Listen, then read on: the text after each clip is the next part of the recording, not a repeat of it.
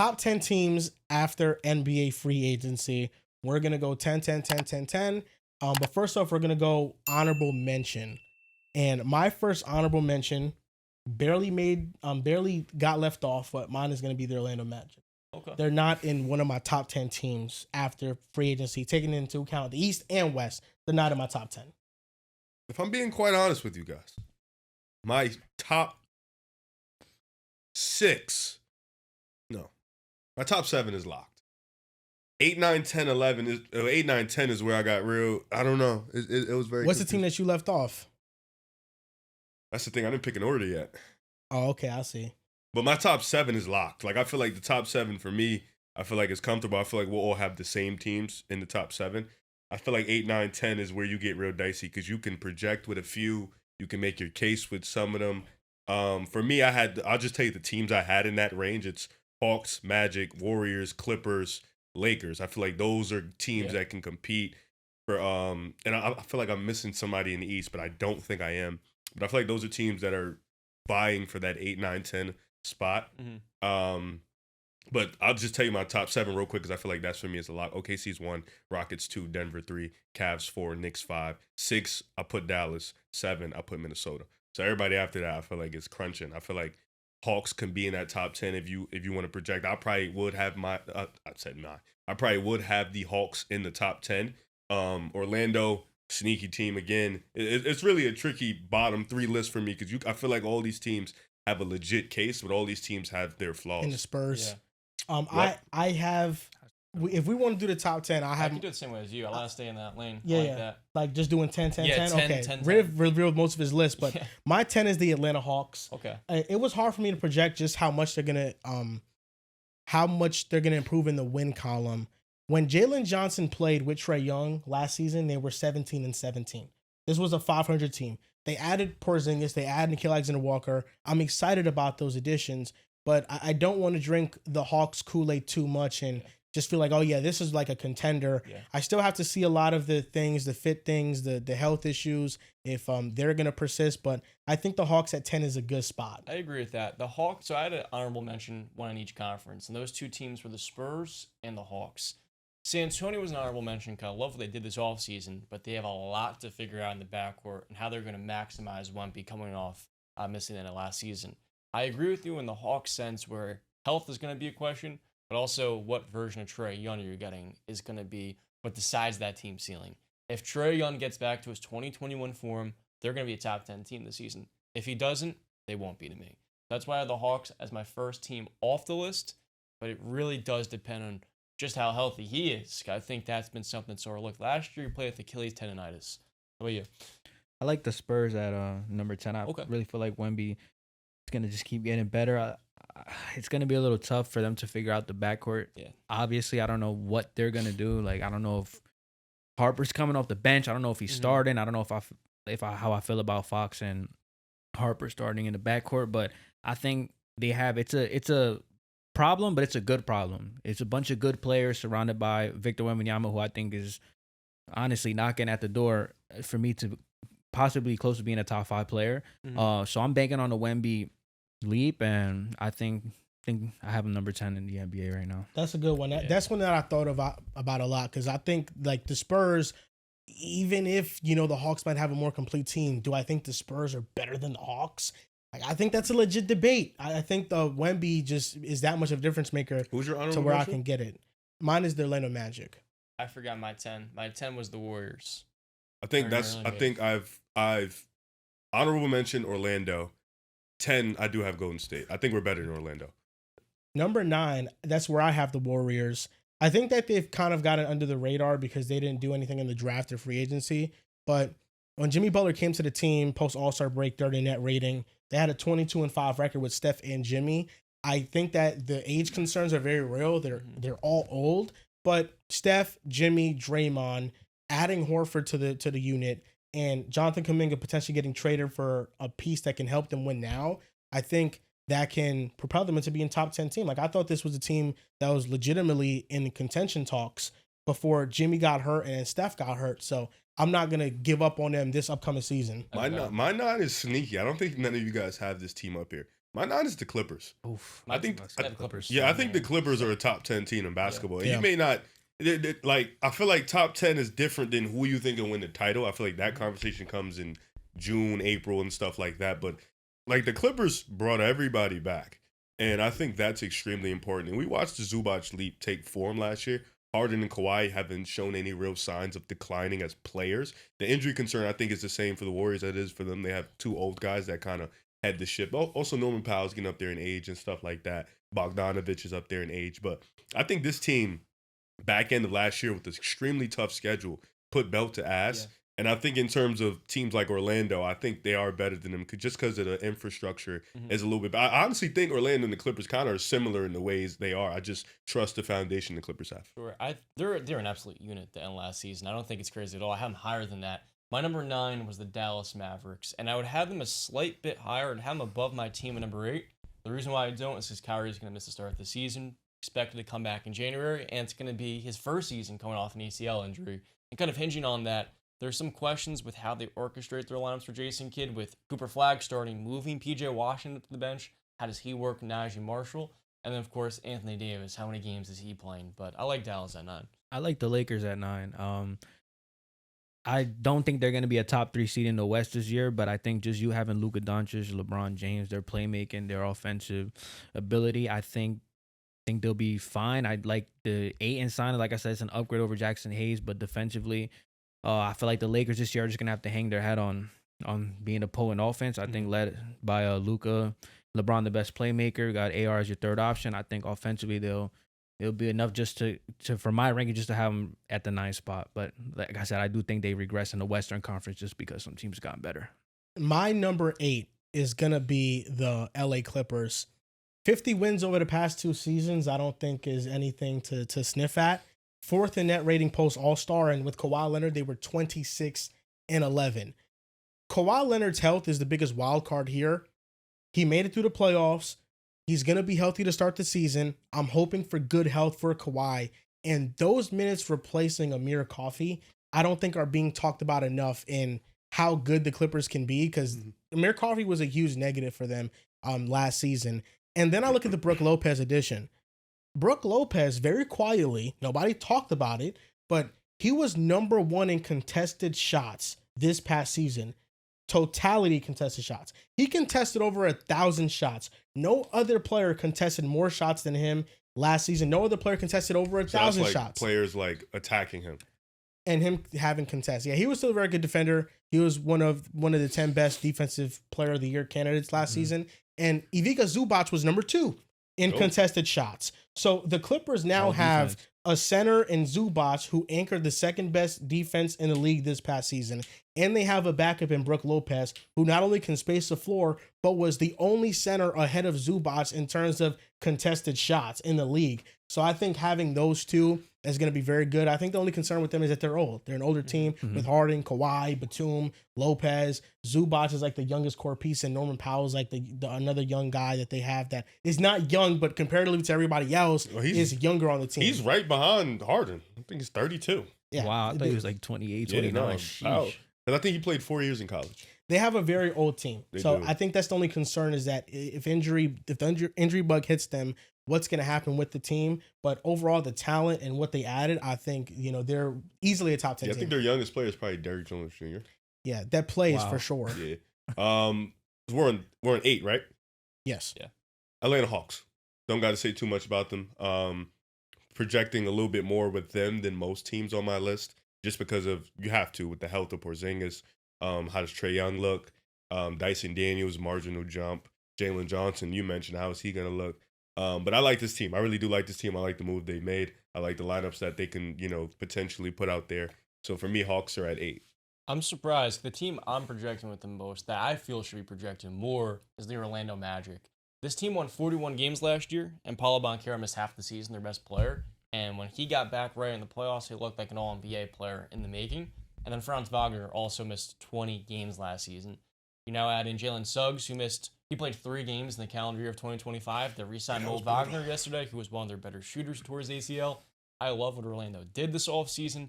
Bench got a lot better. They addressed their shooting fairly well, and I love the addition of Desmond Bane kind of playing off of those 2 stars. So I've got the Magic right there. In my Just top curious, John. What do the you used the advanced numbers for Dorian Finney-Smith earlier? What do the advanced numbers say about Paolo? You used that in LeBron's favor as well. Would you suggest that the Magic are a better team with Paulo Banchero off the floor? Yes, I do. I think they're better when Paolo plays. Hey, they were 20-20 when they both played. Franz and Paolo. Yeah. Call yourself there. I thought you were gonna agree. So he makes them worse. The additions should definitely make them better, so much better. I like that pull. I think Orlando for me is just really. I think the shooting does help. I think it helps a ton. It's really just about the figuring out the offense thing because I don't think they have a concrete offensive system. So bringing in these players should help in putting these guys in position to do that. I know you like the Banchero negative numbers. Can I say one thing about that? Point differential to me should reinforce what you see. Amir Coffey, he is not 12 points. I know the point differential may suggest he's a bad player. I think Amir Coffey is a solid player. In the case of Dorian Finney-Smith, I think that reinforces what you see. Yeah. The fact that his point differential is a plus 16 per 100. With Paulo, when I watch him play, and I see him playing through triple teams with 0 shooters on the floor, and there's no spacing whatsoever, and there's not a single person that creates like Kentavious Caldwell-Pope off the dribble when Franz is at the game, I don't say to myself, now the Magic are better. So according to those numbers, Dorian Finney-Smith is more impactful than Paulo. And Franz. I did listen to what you said. It reinforces what you see. Like Amir Coffey's point differential, I'm like, I'm not buying that. I think he's solid. Not buying it. Dorian Finney-Smith, I watch him play, I say, I don't know. plus 16 is the high-end outcome, but that reinforces the fact that he fits in any lineup, and they're going to get a very high floor. Does he fit on more lineups than Paulo? Next team. What do you got, Abe? I got the Clippers for the same reason as him, to be honest with you. He pretty much said everything I was No, they're say. really good. Like, I think the Clippers, they're knocking on the door. They need what? They're really good, man. Knocking on the door what? They can if they make a move or two that is something that is they gotta get a Harden, man. Is that something that put them over the top? Put them over the top of what? Maybe compete for something. You're jumping around like just what are you saying? Like I mean, James Harden wants to win a championship, so does Kawhi. Okay, so like they're knocking on the door one move to win a championship. Yeah, because you're not be. Like say it. Norman Powell for Herb Jones. Get Herb Jones. Why does everybody think Herb is available? I don't know. That would be fire. Troy Weaver's their GM, and he's maybe the worst GM in this board. So you're not lying, John. The next team I have at number 7 is the LA Lakers. I think that they got better this offseason, contrary to the panel's belief. The panel got it. I think that they got better this offseason, and I think that Luka's going to be more motivated than ever. You said that last year at the deadline when he got traded. You said he's going to be more motivated and they're going to go far in the playoffs. You said that. I remember it vividly. You said that. I also said it the year before when they made the NBA No. Don't bring that up. That wasn't the year before. Don't bring it up. up. You said it at the deadline that they're going to be more motivated I than also ever. said stop. I also said at the deadline. I also said at the deadline that Luka Doncic is clearly playing hobbled right now, and he's not himself. I don't remember in terms of pressuring the rim. I said it multiple times. I said Luka Doncic is not pressuring the rim at the same rate that he used to pressure. Would you say he's declined athletically? He has declined because of injuries that he's had, that he's played through. He played through injuries in the finals. In the offseason, he played for his national team, playing through injury, and he hasn't had a full offseason to really recover those. I think this is the first offseason where he's had time to recover those injuries. And the same way I felt about the Mavericks when they missed the playoffs and he was getting clowned for missing the playoffs, and then they make the NBA Finals, and I said that PJ Washington was going to be a needle mover along with Daniel Gafford. I believe that Luka, we're going to get the very best version of him this upcoming year with the Lakers, and he's going to lead the Lakers to, without a doubt, a top 5 seed in the West. Okay, you love to say without a doubt. Without a doubt. It's a very deep West. It's without a doubt. It is a very deep West, and it's also Luka Doncic and LeBron James and DeAndre Ayton, baby, and Austin Reeves, by the way. Who you're just pigeoning to be traded because they need more defense. Because of their desperate That's needs. why. But have you guys ever taken into account how much better Luka's going to be defensively this upcoming season? What makes you think that? Because of how much better in shape he's going to be. I think he's going to be locked in. I really don't think shape is the main reason why he's not good defensively. I think effort is. Because if you're that in shape, you're that out of shape, right? And you still average 32 points a game. At some point, when are we going to just say, hey, maybe it's not the shape? I would argue because he's worse support on the defensive end, it's going to be probably a worse defensive performance because their best point of attack defender in the starting lineup is who? It's Reeves or LeBron at 41 years old. And Reeves is chicken. So now we're kind of we have to have Gabe Vincent as a spot starter as like the main. He's 6'2". Vando's gonna have to play. He's not in Miami no more. John, Vando's playing 25 minutes. So a they're game. gonna play Vando with DeAndre Ayton. There we go, John. I think Vando is a good rebounder too. That's another person that can get him to like league average if he's able to play. John loves numbers. You ever seen that meme? Shannon Sharp picking out what he And has? I do You're too. saying, you love numbers, right? And that was your I love 16 numbers. I do. So I'm gonna Mr. 16 and I'm 10. gonna search up some numbers here to reinforce a belief that I might have. While you're at it, I'm gonna give my number 7 team. It's the other LA squad. I have the Clippers.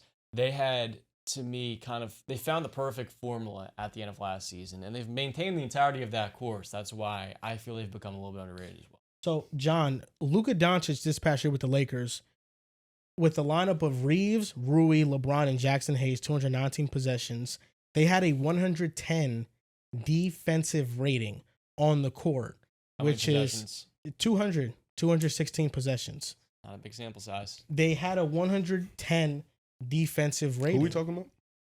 Luka, Reeves, LeBron, Rui, and Jackson Hayes on the court. They had during the regular season? They had a 110 200 possession sample. John. Guess what? They had a 110 defensive rating with Dorian Finney-Smith that has 110.7 defensive rating. Joel, remember last year when we kept calling that lineup fake because of Jackson Hayes? It's just the scheme they played. Players missed shots. Interesting. That's what it was. Your 17 was who? 7 was the Clippers. My 7 is the Minnesota Timberwolves. That's my 7. Timberwolves, okay. Yep. You got the Timberwolves? Yep. Okay. Next up, number 6, I got the New York Knicks. They barely missed out on my top 5. I think the addition of Mike Brown is going to be huge for our offense philosophy. Jordan Clarkson, I love that signing. Yabusele, I love that signing. I think we have depth. I mean, now we have the starting 5 who I think Josh Hart should come off the bench, but either or. Like if we have a bench of, like, let's say Mitchell Robinson or Deuce McBride start. I think maybe Deuce McBride starts for better spacing. We have Josh Hart, Mitchell Robinson, Jordan Clarkson, and Yabusele off the bench. That's cool. With maybe Hukporti, Dadiet, Kolek, one of these young guys taking a step up. Yeah. I really like that a lot. So I think the Knicks got better this offseason.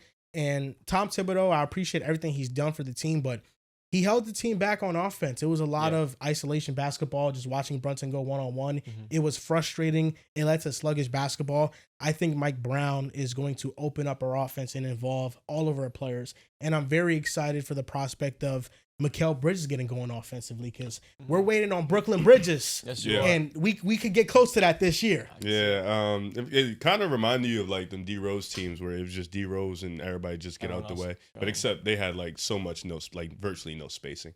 My 6th team is the Dallas Mavericks. I didn't factor in. Very high on wow. that. Yeah, I didn't factor in Kyrie's health. I honestly, legitimately just forgot. I just think on paper they're one of the 6 best teams in basketball. I think Kyrie's there. You got D'Lo coming off the bench. I do think Kyrie's game is very much not too reliant on his athleticism. He's a really smart IQ offensive player that can get to his spots at will. The ball handling, you don't just lose that because you tore your ACL. So I think he'll be fine. Their front court is going to be one of the best front courts in basketball. I think Cooper Flag is going to be one of the better rookies. Honestly, he's going to be the best rookie this year. He's going to be really impactful. You got the Twin Towers, their own version of Derek Lively, AD, Daniel Gafford. I like PJ Washington off the bench. Klay Thompson's cool. Najee Marshall had a nice little play. Me and John talk about Brandon Williams coming off the bench too. That'd be dope. And D'Lo starting in the meantime for Kyrie. I mean, you're very high on that move, correct? I liked it. You're high on it. You like it? Thought it was the best option, much like you with Ayton and the Lakers. Talk! Brandon Williams is a good, very good young guard. They have Jane Hardy, too, is kind of just buried in that depth chart. But what I like a lot, the theory of just 2 of those 3 bigs staying healthy. You have AD playing with a full-time. AD doesn't have to play 5. Above average defensive center full-time. That could be very Yeah, I like Dallas a lot. Because during the BR stream, we give our grades for these signings, and he gave it a B+. It was great value, D-Lo, 2 years, 13. B+, nice. Great Contract value was one of the main Great value. reasons. That was one of the He's biggest another guy. parameters. Motor effort, correct? Efficiency issues, correct? Doesn't really perform. Has he ever had a high as good as Ayton's 2021 the difference playoff run? between him and Ayton is that he's being well supported and Ayton isn't, and what they lack. Why is he being well supported? Defensively, D'Angelo Russell, you would argue that's his biggest limitation as a player. So is Ayton being He's supported surrounded offensively? with the best rim protection in the NBA and good perimeter defenders. Is Ayton being supported offensively? It's not what the Lakers need. That's not. They don't the need whole a point. center that can play offense. That's not the big crux of. Wasn't what they're D'Lo trying to solve supported here. with rim protection when he played for the Lakers? If when they would have AD got was there? if the Lakers would have got Daniel Gafford, you'd have thought this was a way better move. Wait, let me ask you Hey, something. he's not gonna answer that question. Let me ask you something. I would have liked it. You would have liked it way better than Ayton. I think Ayton just provides a higher offensive floor too, though. But Gafford exactly what Luka wants, and then defensively. And is fine. I also think that anybody that's watched the Mavericks knows that Daniel Gafford can't play 30 minutes or more per game. I don't think Aiden's going to be able to play 30 plus. Daniel Gafford, his defense, he jumps a lot for shots. He's a great rim protector. He is one of the better ones in basketball, but he can only play one type of defensive coverage. That is and fair. What can Aiden against? Well, he's more mobile than Daniel Gafford for sure. do? Okay. Yeah. How many minutes do you think he's going to play this year? Like with Daniel Gafford, it's more of like a deep drop. So I think He's good. At that. Yeah, no, he is elite at that. I think Gafford is one of the better ones, but everybody that watches the Mavericks knows that like he's a center that he's like more so like a backup. You know, you're gonna play him 20 to 24 minutes per game. But I was just saying that because I mean, D'Lo, this is not the first time he's played with Anthony Davis, correct? No. He's played, and this is not the first time he's played with elite rim protection and been supported because he played with Rudy Gobert too, right? So he played with Gobert and he played with AD. Okay, so they were elite defense. I just find it interesting how he's well supported, but Aiden is not well supported. Aiden is the support, bro. Aiden is the support. Stop comparing a guard to a D'Lo center. is the support. D'Lo is a guard. He's the guard support. It's easier for a guard to not play defense in the Do center. you think that you can be high on the D'Lo move, but not be high on the Aiden move? I'm not high on the D'Lo. I mean, D'Lo's there just until Kyrie comes back. He's a relief in the short term. That's all he is. A backup. You're asking Aiden to be the full-time starter and go through a playoff series with him. What move is better? D'Lo to the Mavericks or Aiden to the Lakers? Probably Aiden to the Lakers.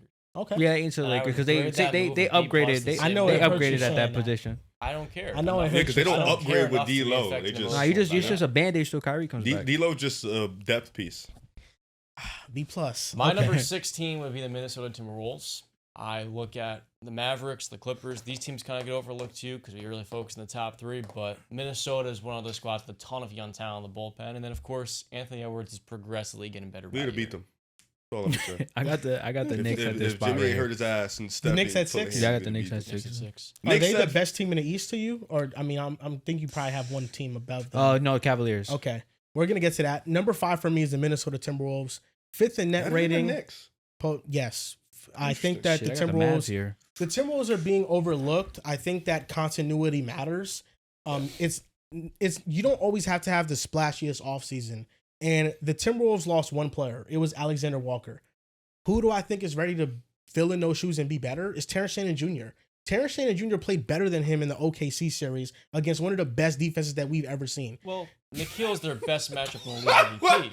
What? That's not true. Nikhil Alexander was getting cooked their by best Shea. defensive. You just lied. That was though. No, he wasn't. He was getting fried by Shea though. It was him or AD. It was him or AE. That's a good answer. It was him or AE. You just lied. Him or AE what? Guarding actually. No, wait. You just blatantly lied. About what? What did I lie about? How did you lie about that Shannon Nall shit? What did I lie about? Saying Shannon was just so much better than him in the OKC series. He was when he got ticked for sure. That shit was crazy. Terrence Shannon Jr. swung the momentum of games after. No, swung the momentum in AE and Randall fucking choked it like dogs. Facts. How much What he are had you on the talking bench? about? How much he had on the bench? He like 25 of them. He was hitting big shots after big shots. TSJ played 39 minutes the entire series. What? He played 39 minutes the entire series. Terrence Shannon Jr. He averaged 9 points. Yo, bro, I hate you so much. What? I hate you so What much. was crazy about Oh my God, bro. Do you have the numbers in front of you? Yeah. Nikhil Alexander Walker, he played 30 minutes per game and averaged 11. Terrence Shannon Jr. played like 14 minutes per game and averaged 9. You were just making fun of me for being a big numbers guy, and that was your barometer for who played a better No. series. One was playing garbage time in the second half of games they're down. Terrence Shannon Jr. was playing garbage time? What are you talking about? No, he wasn't. The bench. No, he wasn't. What are you talking about? This is the point. Nikhil Alexander Walker is playing a much larger role in that team. In the first 2 games, yes, he was because he was in rotation. Yes. Okay. That's how little he played. Game 1 and Game 2, Terrence Shannon Jr. did not play. Minnesota lost those 2 games because Chris Finch stuck with lineups that clearly did not game work. Game 1 and 2? Game 1 and 2, Shannon Jr. did not play. Minnesota won. I'm an idiot, though. No, game 1 and 2, Terrence Shannon Jr. did not play. Minnesota did not. I'm sorry. No, I'm no. sorry. Minnesota I'm won sorry. at home. You thought they actually won game 2? All right, no, you didn't. No, I'm sorry. What are you talking about? He No, didn't play. You're right. He didn't play game 1. They were down 0-2 going into Minnesota. Terrence Shannon Jr. didn't play either of those 2 games. In game 3, Chris Finch decided to finally play Terrence Shannon Jr. because the bench lineup for Minnesota was getting waxed. The lineups with Naw, even in them, they were getting waxed. Terrence Shannon Jr. came into the game in game 3, not in garbage time, and he made the biggest impact in that game. What are you talking about? What did he have in game 4? Game 4, he had 9. He won that series. What I'm telling you is they played different roles, and one player, in theory, by not playing the first 2 games, that's a player at the back end of the rotation. Terrence Shannon Jr. swung the game in game 3. In game 4, he made a huge contribution off the bench. He was very good. And what my main point was that in that series, Terrence Shannon Jr. put much more pressure on OKC's defense than Naw did. Hey, bro. Game 5, Naw had 23, 6, and 4. Yeah. They lost the game by 2 points. That was the game that they lost. Yeah. That was the game that Anthony Edwards and Karl Anthony Towns, my fault. Randall did not play well. Randall got benched and Anthony Edwards shot very poorly. How much did Shannon Jr. have in that game? Oh, shit. He made a huge impact. After game 2, when he didn't play, he played game 3, game 4, and game 5. He played really well. And I agree. Those minutes were very impactful. In 3 games. In 3 games. He had 9. The third in game 5? 9 minutes. In game 4. Game 5. God damn it. Game 3, he had 15 in like 12 minutes. Shots. You said it was garbage time. It was not garbage time. He went 15, because I'm not going to count the 2-point game. He played 2 minutes.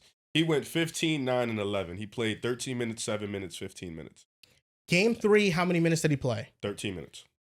Game 4, how many minutes did he play? 7. Okay, game 5, how many minutes did he play? 15. In those minutes, he was extremely impactful. He swung those games. Yeah, but game 4, Naw swung that game. Yeah, I know. Mightily, him and Dante. So I can't. But also in game 1 and game 2, Naw didn't shoot well. Yeah. No, look. Naw game didn't shoot 3, well. he swung the momentum off the bench. I said garbage time in the sense that he didn't play for 3 of the 5 games, or 2 of the 5 games. Garbage, but you acted like his production was in garbage time when he didn't even play game 1 or game 2. He just changed it. They went down 0-2, and then that's when Chris Finch said we need a change. And Terrence Shannon. Okay, and what I said is that Terrence Shannon Jr. played much better against OKC's defense than Naw did. But Naw only shot bad game 1 and game 5 because game 5 they got blitz. Game 2 he had 17. He shot really well. He shot 62-75 splits. Yeah, and the role players, for some moments, they showed up. I think in game 1 and game 2, it was really Nas and Dante that they didn't play the best, and Nas didn't play well in game 1 either. I'm not saying Nas played bad. I'm not. I think Nas played good. But the difference in their offense is that Nas was catching and shooting and attacking closeouts, and Terrence Shannon Jr. was the main offensive guy for some possessions, especially when Minnesota needed a run to be made. Terrence Shannon Jr. put so much more pressure on OKC's defense. I think losing Naw is important. Naw was an awesome player for Minnesota, but I think Terrence Shannon Jr. offensively is a better player than him because of how much pressure he can put on the rim. He's so athletic. His first step is so quick that he can get by defenders. Defensively, we'll see where Terrence Shannon Jr. Picks his game up in year 2, but I think he's ready to step up for them. And they still have Jalen Clark. They still have Naz Reid. They still have Dante. So the reason I had Minnesota over the Knicks was because I think that they have still better depth than us. I still trust Chris Finch as a coach. And Julius Randle, when he got back from his injury, they went on a run and they were just rolling through teams. So I'm looking at the Minnesota Timberwolves with increased continuity, back-to-back conference finals, still have most of the same core. This is a team that we can't sleep on. And I think Terrence Shannon Jr. in the games that he played over 20 minutes per game in the regular season, he averaged 15. Whether the Terrence Shannon shit really doesn't matter. I think Terrence Shannon Jr. is going to be fine in his role. Like, I still think Dante and Naz Reid are going to be the bulk of the 6-man role. Yes. Terrence is just going to be that third guy to fill in for Naw. For me personally, I have the Knicks at 5. I can't put many over the Knicks after what they just did in the playoffs. And on top of that, just talking from a team perspective, I like the Knicks offense so much better. I think the Knicks offense is, especially, they were a top 6 offense last year with Tom Thibodeau, running the same shit every single game, every single play. With a lethargic offense. With Mike Brown, I think it's going to be a lot more sets. You're going to see a lot more creation, a lot more creativity. And I think that's just going to open up the floor for other guys. I do think continuity matters, but like the Knicks' continuity is probably at an all-time high with them making the ECF, with them playing the way they did, beating Boston, coming back and shit like that. So I think, and I do think Minnesota has continuity. So I'm not saying there isn't. Just for me, Knicks over Minnesota. I think continuity is there. I think they have the better coach now. I think Mike Brown is a better coach than Chris Finch. I think offensively, I like the Knicks pieces, and then their bench did get better. I do think Minnesota has probably the best bench in basketball, if not the best, winning the best, because you have Nas and Dante coming off the bench. That automatically shoots you up. And I don't think the Knicks have a player of that caliber. When you go through their starting five is just too crazy for me. So I have the Knicks at 5. I think the Knicks legitimately got better. I think they're going to solve a lot of issues with their coach, and I think that's going to propel them up. They may not have the defense of Minnesota, but I think offensively they're going to be one of the best teams in basketball again. That's valid. The Knicks, Rockets, and Cavaliers were all kind of hovering 3 through 5 for me. I ended up landing with the Houston Rockets at number 5, and it was hard. I kind of had to split hairs because those 3 teams were so narrowly divided. But for Houston, I felt their biggest needs is going to be the playmaking in the half court and how much space they're able to support with KD, although I think he can overcome that in the regular season. So that'd be my number 5 team. For number 5, I actually had the Mavericks. I had the Mavericks number 5. So you were very high on the Mavericks this year. Very high on the Mavericks. I feel like you should be. Like, when you They're talk deep. about, well, obviously they're injured. So I was high on them when they deep. did the trade, and then everybody got hurt. I was too. I think I was with you. Dallas could make another run. I think injuries, like if you tell me right now you're not hiring them because of injuries, I think that's fine. I think that's fair. I think you have a whole thing with that. But I think if outside of injuries, if we talking about team depth, I think they're right there with Minnesota and shit like that, with the Knicks, with Atlanta. I think if you talk about starting 5, I think they're right there. I think if you talk about defense, I think they're right there. I think the only trouble you can have is probably their offensive creation outside of Kyrie and AD. That's probably the only thing. But outside of that, like I really feel like this team that they have right now is a legit elite team in the West, for me personally. Number 4, it was hard for me to go with the Rockets or the Cavaliers. I had the Cavs. I just was like, I'm going to trust the 64 wins of the Cavaliers and them being healthy more. So I had the Rockets at 4. They beat them twice last year. Houston. I have the Rockets at 4. I think Kevin Durant, obviously, he just makes them so much better. But like John said, I still have some concerns about the advantages they could create in the half court consistently in a playoff setting. And that's where I lean with Cleveland, and they have the injury problem. So just 4 or 3, I'll go back to back. It's Rockets at 4 and then the Cavs at 3. Okay, I got Cavs at 4. I think they're still the best team in the East. Regular season wise, for sure, I think they'll propel to 55, 60 wins again. I think that continuity is there. I think their offense is elite. Definitely lost a little bit with Ty Jerome. Gonna see what you're gonna get from Lonzo Ball. Definitely still feel like they're lacking on the defensive side at the POA spot on the wings. But I still think, and I was watching the Donovan Mitchell interview with Taylor Rooks yesterday. Everything's gonna run through Mobley. Like they're begging and demanding Mobley to be more aggressive, to want to get the ball more, to hunt mismatches more. I think Mobley's development is extremely important for this team. I think he's made extreme jumps in his game every single year. Last year, we saw him be a little bit more fluid in his jump shot. We saw him be a little bit more creative in transition and, attacking mismatches and, being more aggressive, being more confident in his game. And I think this year we'll see another jump from him. But it's just the injury stuff. I feel like DG, he came back last year. You saw a great year from him. John, me and you, we never wavered from that. Then brother got hurt, fucked up his toe. Yeah. You saw him against Indiana. Bro was literally limping up and down the court, couldn't really move. And when you're a guard that small, you rely heavily on your speed, your pace. And when your fucking big toe is messed up, you really, what can you do? You know what I'm saying? And then, of course, Evan Mobley missed a game. So this team is, for me, it's the trust factor with them, and just because I feel like when you talk about the top 4, you have to be a little bit nitpicky. Mm-hmm. You have to get a little bit extreme with the nitpicking. I think for me, I look at teams that are in front of them. I think they're a lot more reliable. They're a lot more healthy. And 2 of these teams won the chip that are in front of them. So I definitely tick the Mavericks a slight bit of Kyrie's injury and just the durability concerns. I'm going to do the same exact thing for the Cavs. I look at the Cavs when healthy as a better team than the Knicks. That being said, I trust the Knicks more this season. For that, I had Cleveland number 4. And I thought you highlighted an important note that Lonzo and DeAndre Hunter are 2 best point of attack defenders, and I think they're good in those roles, but maybe not exceptional for what they're going to need to do in this conference. Oh, in New York, it really comes down to coaching and system, improving their personnel. And like you highlighted, I expect Mikal Bridges, one of you guys mentioned, Mikal Bridges having a better season this year. So, with the Knicks, there are some guys like OG and Cat that miss time, but it's not as untimely as it has come for the Cavaliers. Yeah, Lonzo Ball is a huge risk. Like, I like the move for them, but that, I mean, Who they gave up, Okoro? Okoro. Yes, that was his. It was Okoro. It's a risk because he just doesn't play all that much. Yeah, that's the thing. And they need to rely on him. Number 2, I got the Denver Nuggets. New coach, added depth. I think they're the biggest threat to OKC in the NBA. I just think that Jokic is still clearly the best player in the world, and then now he has help. And then OKC's number 1, just coming off an all-time season. Oh, yeah, I didn't say my 3. Sorry. So I have 3 Denver, 2 Houston, 1 Rock. No, 3 Denver, 2 Houston, 1 OKC. That's where I'm at with it. I do think Denver is the biggest challenge to OKC, though. I think just in terms of that matchup.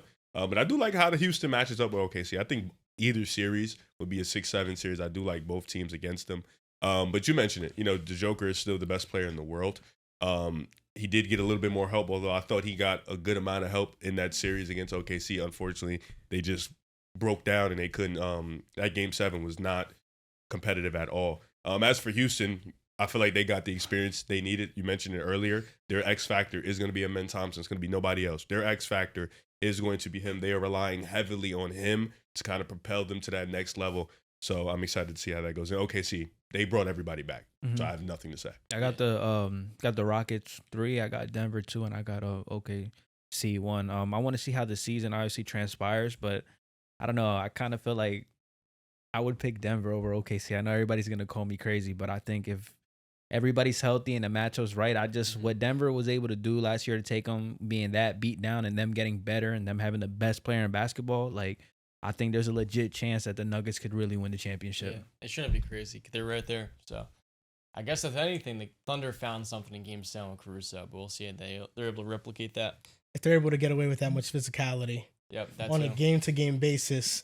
So 1 OKC, then 2 Denver for both of you guys? I mean, I guess if I'm doing a really early prediction, I guess if I think Denver is going to win the championship, I should put them 1 in OKC too, but OKC just won. But yeah, no, it's out of respect.